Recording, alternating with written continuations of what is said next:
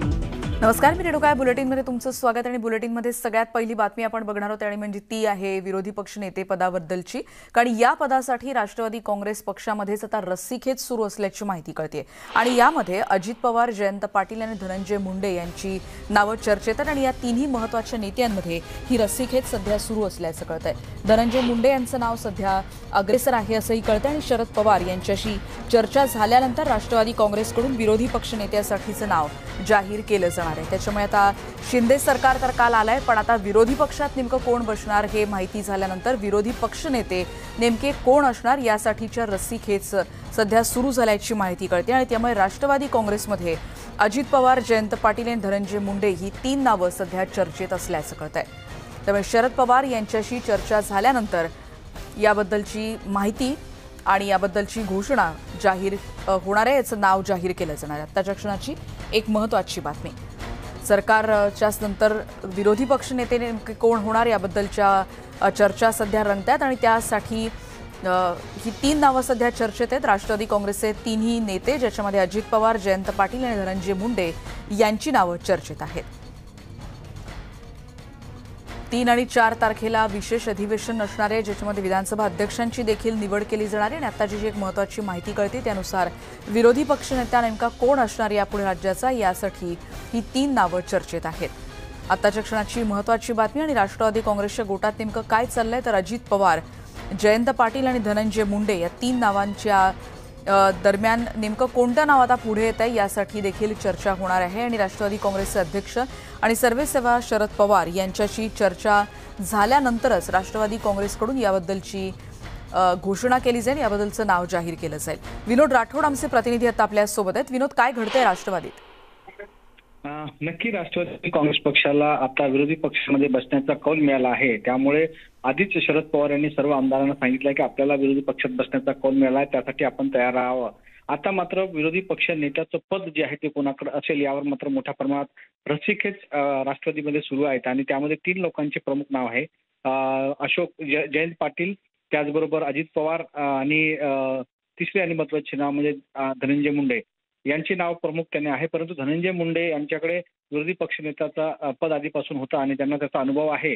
त्यामुळे त्यांना विरोधी पक्षनेता राष्ट्रवादी काँग्रेस पक्षाकडून केला जाऊ शकतो अशी शक्यता नाकारता येत नाही. परंतु अंतिम निर्णय मात्र शरद पवार यांच्या बैठक झाल्यानंतरच होईल. आणि सर्व आमदारांचे मत जाणून घेतल्यानंतर शरद पवार त्या विरोधी पक्षनेत्यांची घोषणा करणार असल्याची माहिती मिळत आहे. परंतु सध्या मात्र विरोधी पक्षनेता कोण होणार यासाठी मात्र सर्व प्रमुख नेते आता प्रयत्न करत आहेत. हे नाव जाहीर होऊ शकेल? कारण आता अधिवेशनाची तयारी तर सुरू झाली. 3 आणि 4 तारखेला अधिवेशन देखील आहे, त्यामुळे याबद्दलची घोषणा पण लवकरच नक्की येत्या 2 दिवसांमध्ये राष्ट्रवादी काँग्रेस पक्ष आपल्या विरोधी पक्ष नेत्यांची घोषणा करू शकते अशी माहिती मिळत आहे. आणि कदाचित विरोधी पक्ष नेत्यांवर आज शरद पवार यावर आपलं विचार मत व्यक्त करू शकतात. आणि एकंदरीत राष्ट्रवादी काँग्रेस पक्षामध्ये कोण व्यक्ती, कोण आमदार विरोधी पक्ष नेत्यापदी विराजमान होईल हे पाहण्याचे ठरणार आहे. परंतु सध्या आपल्याला विरोधी पक्ष नेतेपद मिळालं पाहिजे यासाठी रस्सीखेच मोठ्या प्रमाणात सुरू आहेत आणि त्या दृष्टीने अनेक नेते प्रयत्न करत आहेत. परंतु अंतिम निर्णय मात्र राष्ट्रवादी काँग्रेस पक्षाचे अध्यक्ष शरद पवार यांचा असणार आहे. त्यामुळे तुम्ही म्हणताय तसं 2 दिवसात हे नाव जाहीर होऊ शकेल. धन्यवाद या संदर्भातली माहिती दिल्याबद्दल. राष्ट्रवादी काँग्रेसमधली महत्त्वाची घडामोड.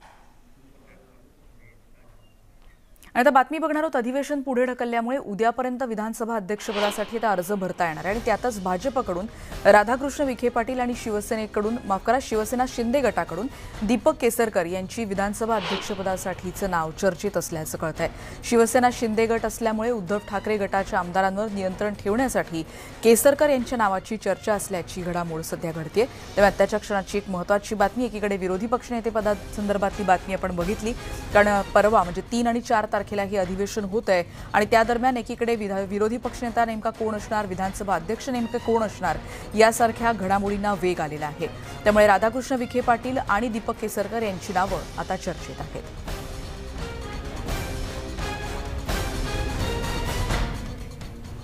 राज्याचे 20वे मुख्यमंत्री म्हणून एकनाथ शिंदे यांनी गुरुवारी शपथ घेतली. खरं तर भाजपकडे अधिक संख्याबळ असताना देखील भाजपनं शिंदे यांना मुख्यमंत्रीपदासाठी पाठिंबा दिला. त्यामुळे आता पुढचे 2.5 वर्ष ही शिंदेंसाठी आणखीन आव्हानात्मक असणार आहेत असं म्हटलं जातं. एक रिपोर्ट बघूयात. मी एकनाथ संभाजी शिंदे ईश्वर साक्ष शपथ घेतो की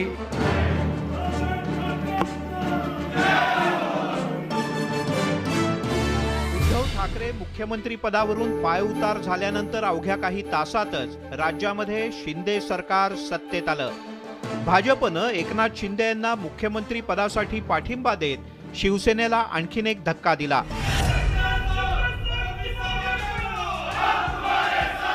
पुढची 2.5 वर्ष आता एकनाथ शिंदे यांच्या हाती राज्याची सूत्र असतील। शिवसेनेची कोंडी करण्यासाठी तर भाजपनं ही राजकीय खेळी केली नाही ना, अशी चर्चा राजकीय वर्तुळात सुरू झाली आहे। खरं तर भाजपला मुख्यमंत्री पदाची संधी असतानाही एकनाथ शिंदे यांना भाजपनं पाठिंबा दिला, त्यामुळे अनेकांच्या भुवया उंचावल्या।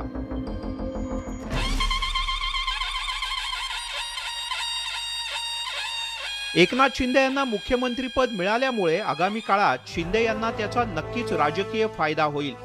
विधानसभेत 2/3 आमदारांचा पाठिंबा असल्यामुळे आपलीच खरी शिवसेना असल्याचा दावा एकनाथ शिंदे यांच्याकडून सतत केला जातोय।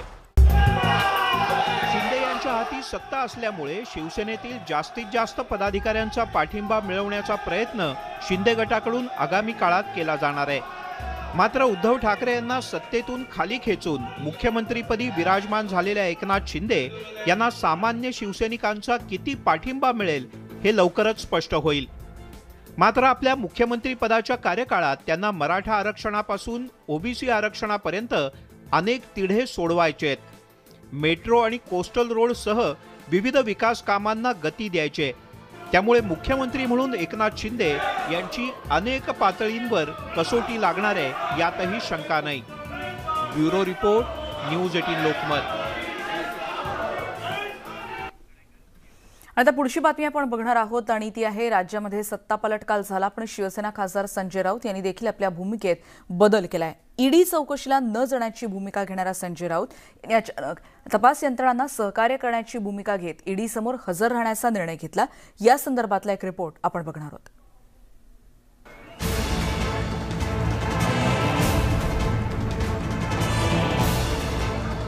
शिवसेनेचा वाघ आहे। शिवसेनेची मुलूक मैदान तोफ अशी संजय राऊतांची ओळख। आपल्या आक्रमक आणि शिवराळ भाषेनं त्यांनी अनेकदा पक्षाला अडचणीत सुद्धा आणले। पत्राचाळ घोटाळ्यात प्रवीण राऊतांना अटक झाल्यानंतर राऊतांची भाषा आणखीनच आक्रमक झाली होती। पत्राचाळीच्या पुनर्विकासात प्रवीण राऊतांनी भ्रष्टाचार करत म्हाडाची जागा खासगी बिल्डरांना विकल्याचा आरोप त्यांच्यावर आहे। राऊतांच्या गुरु आशिष कन्स्ट्रक्शन कंपनीनं 258% शेअर्स HDILला विकले। HDIL कडून 100 कोटी रुपयांची रक्कम प्रवीण राऊतांच्या खात्यात आली। आलेले पैसे प्रवीण राऊतांनी आपले सहकारी आणि नातेवाईकांच्या खात्यात वळवले। प्रवीण राऊतांच्या पत्नीनं संजय राऊतांच्या पत्नीला 83 लाख दिल्याचा संशय ईडीला आहे आणि हेच पैसे संजय राऊतांच्या पत्नीनं अलिबागचा भूखंड आणि दादरच्या फ्लॅटसाठी वापरल्याचा आरोप आहे। खरं तर संजय राऊतांना 28 जूनला चौकशीसाठी बोलवण्यात आलं होतं, मात्र त्यांनी ईडीकडे वेळ वाढवून मागितला होता। राजकीय घडामोडींच्या पार्श्वभूमीवर राऊतांना ईडीनं 14 दिवसांची मुदतही वाढवून दिली होती। मात्र राऊतांनी पुन्हा एकदा 7 जुलैपर्यंत वेळ वाढवून मागितली होती।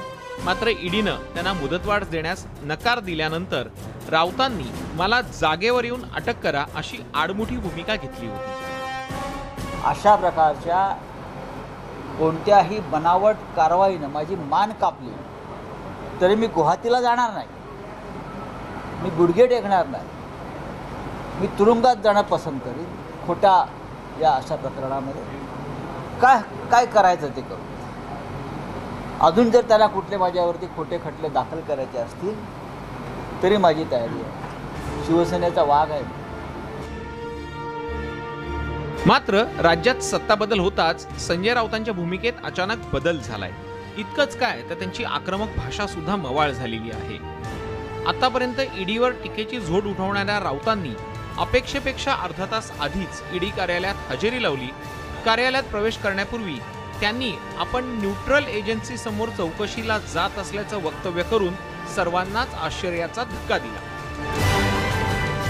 पॉलिटिकल पार्टी शिवसेना का नेता होने के नाते मेरा कर्तव्य होता है मैं जाकर सामने उनके साथ कोऑपरेट करूं। मैं बहुत निर्भय और बेडर आदमी हूं। और मैं इसलिए बेडर हूँ कमांडर कि मैंने कभी मेरी जिंदगी में गलत काम नहीं किया है। क्या ये राज है तो उसका बाद में पता चलेगा, मैं अभी बात नहीं करूंगा।